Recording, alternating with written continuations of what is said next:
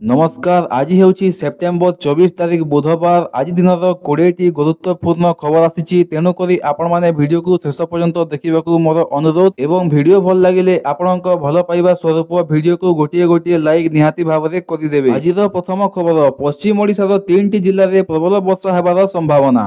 ଲଘୁଚାପ ପ୍ରଭାବରେ ସାରା ଓଡ଼ିଶା ଭିଜିବା, ପାଣିପାଗ ବିଭାଗ 5 ଦିନ ଯାଏଁ ପ୍ରବଳ ବର୍ଷା ଚେତାବନୀ ଦେଇଛି। ବର୍ତ୍ତମାନ ଉତ୍ତର ପଶ୍ଚିମ ବଙ୍ଗୋପସାଗରରେ ଲଘୁଚାପ ସକ୍ରିୟ ଥିବାବେଳେ ଆଗାମୀ 25 ତାରିଖ ପାଖାପାଖି କେନ୍ଦ୍ରୀୟ ଏବଂ ସଂଲଗ୍ନ ଉତ୍ତର ବଙ୍ଗୋପସାଗରରେ ଆଉ ଏକ ନୂତନ ଲଘୁଚାପ ସୃଷ୍ଟି ହେବାର ସମ୍ଭାବନା ଅଛି।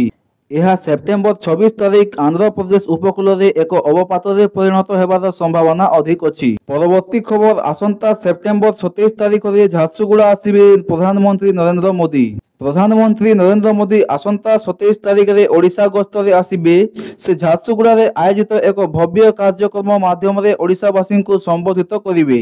ପ୍ରଧାନମନ୍ତ୍ରୀ ମୋଦିଙ୍କ ଝାରସୁଗୁଡ଼ା ଗସ୍ତ ସ୍ଥିର ହେବା ପରେ ଜିଲ୍ଲା ପ୍ରଶାସନ ଚଳଚଞ୍ଚଳ ହୋଇଉଠିଛି।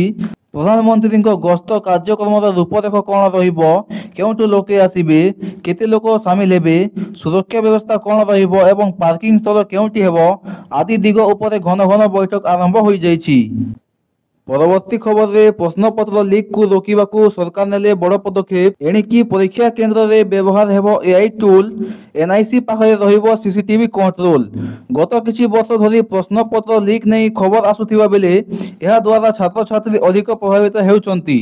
ପ୍ରଶ୍ନପତ୍ର ଲିକ୍ ପାଇଁ ପରୀକ୍ଷା ବାତିଲ ହେଉଥିବାରୁ ନିରାଶ ହେଉଛନ୍ତି ଛାତ୍ରଛାତ୍ରୀ। ବାରମ୍ବାର ଏଭଳି ହେଉଥିବା ନେଇ ନଜରକୁ ଆସିବା ପରେ ଏବେ ଏହାର ସମାଧାନର ବାଟ ବାହାର କରିଛନ୍ତି ସରକାର। କେନ୍ଦୁଝର ଜିଲ୍ଲାର ଶୁଆକାଟି ଗ୍ରାମ ପଞ୍ଚାୟତକୁ ଜାତୀୟ ଇ-ଗଭର୍ଣ୍ଣାନ୍ସ ପୁରସ୍କାର। ଗ୍ରାମ ପଞ୍ଚାୟତଗୁଡ଼ିକୁ ଆଜି ଜାତୀୟ ଇ-ଗଭର୍ଣ୍ଣାନ୍ସ ପୁରସ୍କାର 2025 ପ୍ରଦାନ କରାଯାଇଛି। ଓଡ଼ିଶାର କେନ୍ଦୁଝର ଜିଲ୍ଲା ଶୁଆକାଟି ଗ୍ରାମ ପଞ୍ଚାୟତକୁ ଏହି ପୁରସ୍କାରଟି ମିଳିଛି। ମହାରାଷ୍ଟ୍ରର ରୋହିଣୀ ଗ୍ରାମ ପଞ୍ଚାୟତକୁ ସ୍ୱର୍ଣ୍ଣ ପୁରସ୍କାର ମିଳିଥିବା ବେଳେ ତ୍ରିପୁରାର ପଶ୍ଚିମ ମଜଲିସପୁର ଗ୍ରାମକୁ ରୌପ୍ୟ ପଦ ପୁରସ୍କାର ଦିଆଯାଇଛି। ପରବର୍ତ୍ତୀ ଖବର, 421ଟି ନୂଆ ଆମ୍ବୁଲାନ୍ସ କିଣାଯିବା ପାଇଁ ଅର୍ଡର। ବର୍ତ୍ତମାନ ରାଜ୍ୟରେ 860ଟି 108 ଆମ୍ବୁଲାନ୍ସ ରହିଛି।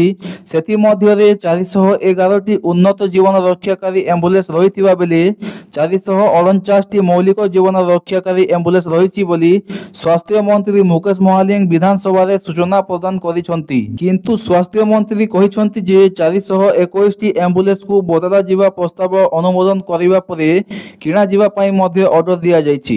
ବ୍ୟାଙ୍କ ସେବା ପହଞ୍ଚୁଥିବା ଅଞ୍ଚଳରେ ବ୍ୟାଙ୍କିଂ ସେବା। ବ୍ୟାଙ୍କ ସେବା ପହଞ୍ଚୁଥିବା ଅଞ୍ଚଳରେ 3621ଟି ବ୍ୟାଙ୍କିଂ ଆଉଟଲେଟ୍ ଦ୍ୱାରା ସମସ୍ତଙ୍କୁ ସେବା ଯୋଗାଇ ଦିଆଯାଉଛି ବୋଲି ମୁଖ୍ୟମନ୍ତ୍ରୀ ମୋହନ ଚରଣ ମାଝୀ ସୋମବାର ବିଧାନସଭାରେ ସୂଚନା ଦେଇଛନ୍ତି। କିନ୍ତୁ ଏବେ ପର୍ଯ୍ୟନ୍ତ ଯେଉଁ ସବୁ ଜାଗାରେ ବ୍ୟାଙ୍କିଂ ସୁବିଧା ନାହିଁ, ଇଣ୍ଡିଆନ୍ ପୋଷ୍ଟ ପେମେଣ୍ଟ ବ୍ୟାଙ୍କ ଦ୍ୱାରା ସେମାନଙ୍କୁ ବ୍ୟାଙ୍କିଂ ସୁବିଧା ଯୋଗାଇ ଦିଆଯିବ ବୋଲି ସରକାରଙ୍କ ତରଫରୁ ସୂଚନା ଦିଆଯାଇଛି। ଆଉ ଏହା ପ୍ରତ୍ୟେକ ଗ୍ରାମ ପଞ୍ଚାୟତରେ ବ୍ୟାଙ୍କିଂ ସୁବିଧା ରହିବ ବୋଲି ସରକାର ସୂଚନା ଦେଇଛନ୍ତି। ପରବର୍ତ୍ତୀ ଖବର, ନବୀନଙ୍କ ସ୍ୱାସ୍ଥ୍ୟାବସ୍ଥାକୁ ନେଇ ବିଜେଡି ବିଜେପି ମୁହାଁମୁହିଁ।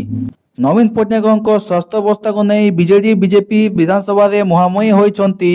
ବିରୋଧୀ ଦଳ ନେତା ନବୀନ ପଟ୍ଟନାୟକଙ୍କ ସ୍ୱାସ୍ଥ୍ୟାବସ୍ଥା ଯାଞ୍ଚ ପାଇଁ କମିଟି ଗଠନ କରିବାକୁ ବିଜେପି ବିଧାୟକ ବିଭୂତି ପ୍ରଧାନ ଦାବି କରିଛନ୍ତି।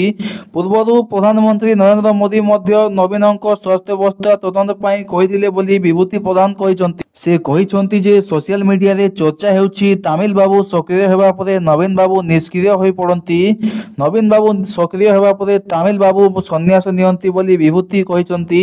ଏହାକୁ ନେଇ ଗୃହରେ ତାତି ଦେଖିବାକୁ ମିଳିଛି। ନୂଆ ଜିଏସଟି ପରେ ବି ଗ୍ରାହକଙ୍କୁ ଲୁଟୁଛନ୍ତି ଦୋକାନୀ।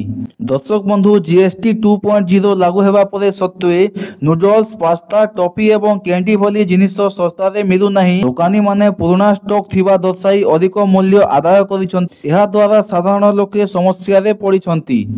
ପ୍ରଧାନମନ୍ତ୍ରୀ ନରେନ୍ଦ୍ର ମୋଦି ସେପ୍ଟେମ୍ବର 21 ତାରିଖରେ ଜାତି ଉଦ୍ଦେଶ୍ୟରେ ତାଙ୍କ ଅଭିଭାଷଣରେ ଏନେଇ ଘୋଷଣା କରିଥିଲେ ଯେ ନୁଡଲ୍ସ, ପାସ୍ତା, ଟଫି, କ୍ୟାଣ୍ଡି, ସାବୁନ, ଶ୍ୟାମ୍ପୁ, କେଶ, ତେଲ, ବିସ୍କୁଟ ଏବଂ ଖାଦ୍ୟ ସାମଗ୍ରୀ ଏବଂ ଔଷଧ ସମେତ ଦୈନନ୍ଦିନ ବ୍ୟବହାର ସାମଗ୍ରୀ ଶସ୍ତା ହୋଇନଥିବାରୁ ଲୋକମାନେ ସମସ୍ୟାରେ ପଡ଼ିଛନ୍ତି। ସମସ୍ତ ଜିନିଷ ପୁରୁଣା ଦରରେ ବିକ୍ରି ହେଉଥିବା ଦେଖି ଲୋକଙ୍କ ମଧ୍ୟରେ ଅସନ୍ତୋଷ ବୃଦ୍ଧି ପାଉଛି। ସରକାର ପ୍ରତିଶ୍ରୁତି ଦେଇଥିଲେ ଯେ ସେପ୍ଟେମ୍ବର 22 ତାରିଖରୁ ସବୁକିଛି କିଛି ଶସ୍ତା ହୋଇଯିବ, କିନ୍ତୁ ଛୋଟ ଦୋକାନୀମାନେ ସେମାନଙ୍କର ସାମଗ୍ରୀ ସମାନ ମୂଲ୍ୟରେ ବିକ୍ରି କରୁଛନ୍ତି। ବିକ୍ରେତାଙ୍କ ମତରେ ପୁରୁଣା ଷ୍ଟକ୍ ଉପରେ ଜିଏସ୍ଟି ଲାଭ ଆମେ କିପରି ପ୍ରଦାନ କରିବୁ?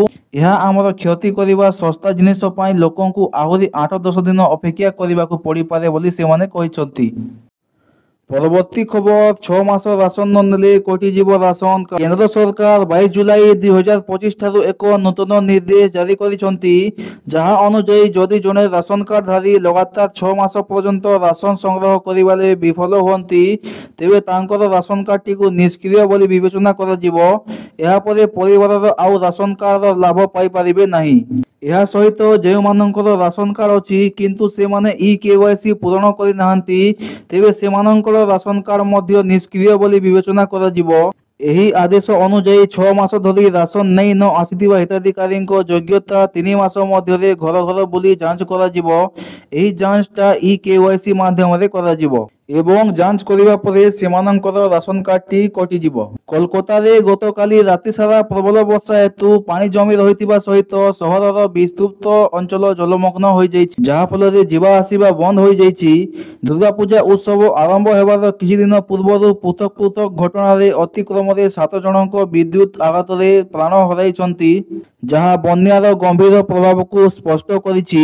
ତେବେ ସହରରେ ପ୍ରବଳ ବର୍ଷା ଯୋଗୁଁ କଲିକତା ବିମାନବନ୍ଦର ରନୱେ ଜଳପୂର୍ଣ୍ଣ ଥିବା ଦୃଶ୍ୟ ଦେଖାଯାଉନଥିବାରୁ ଅତି କମରେ 30ଟି ବିମାନ ଉଡ଼ାଣକୁ ବାତିଲ କରାଯାଇଛି। ପରବର୍ତ୍ତୀ ଖବର, ନିର୍ବାଚନ ଲଢ଼ିବାର ବୟସ 25ରୁ 21 ବର୍ଷକୁ ହ୍ରାସ ନେଇ ଚର୍ଚ୍ଚା। ଭାରତରେ ସାଂସଦ ଏବଂ ବିଧାୟକଙ୍କ ପାଇଁ ନିର୍ବାଚନ ଲଢ଼ିବାର ସର୍ବନିମ୍ନ ବୟସ 25 ବର୍ଷ ରହିଛି। ଏହି ବୟସ ସୀମାକୁ 21 ବର୍ଷ ହ୍ରାସ କରିବାର ଯୋଜନା ରହିଛି। ଏହା ଲାଗୁ ହେଲେ ବହୁ ଯୁବବର୍ଗଙ୍କ ଶୀଘ୍ର ରାଜନୀତିରେ ପ୍ରବେଶ କରିବାର ସ୍ୱପ୍ନ ସାକାର ହୋଇପାରିବ। ଏବେ ଏହି ସ୍ୱପ୍ନକୁ ଖୁବ୍ ଶୀଘ୍ର ବାସ୍ତବତାରେ ପରିଣତ ହେବା ବୋଲି ସରକାରଙ୍କ ତରଫରୁ ସୂଚନା ଦିଆଯାଇଛି। ଭୁବନେଶ୍ୱରରେ ସୋମବାର ଦିନ 22 କ୍ୟାରେଟ୍ ସୁନାର 10 ଗ୍ରାମ ପିଛା 850 ଟଙ୍କା ବୃଦ୍ଧି ପାଇଁ 1,36,050 ଟଙ୍କା ହୋଇଛି। ସେହି ସମୟରେ 24 କ୍ୟାରେଟ୍ ସୁନା ଦାମ 920 ଟଙ୍କା ବୃଦ୍ଧି ପାଇ 1,13,070 ଟଙ୍କାରେ ପହଞ୍ଚିଛି। ପରବର୍ତ୍ତୀ ଖବର, 25 ଲକ୍ଷ ମହିଳାଙ୍କୁ ମିଳିବ ମାଗଣା ଏଲ୍‌ପିଜି ସଂଯୋଗ। ଦର୍ଶକ ବନ୍ଧୁ, କେନ୍ଦ୍ର ସରକାର ଉଜ୍ଜ୍ୱଲା ଯୋଜନାର ସମ୍ପ୍ରସାରଣକୁ ଅନୁମତି ଦେଇଛନ୍ତି। ଏହା ମାଧ୍ୟମରେ 25 ଲକ୍ଷ ମହିଳାଙ୍କୁ ମାଗଣାରେ ଏଲ୍‌ପିଜି ସଂଯୋଗ ପ୍ରଦାନ କରାଯିବ। ଏନେଇ କେନ୍ଦ୍ର ପେଟ୍ରୋଲିୟମ ମନ୍ତ୍ରୀ ହରଦୀପ ସିଂ ପୁରୀ ସୂଚନା ଦେଇଛନ୍ତି।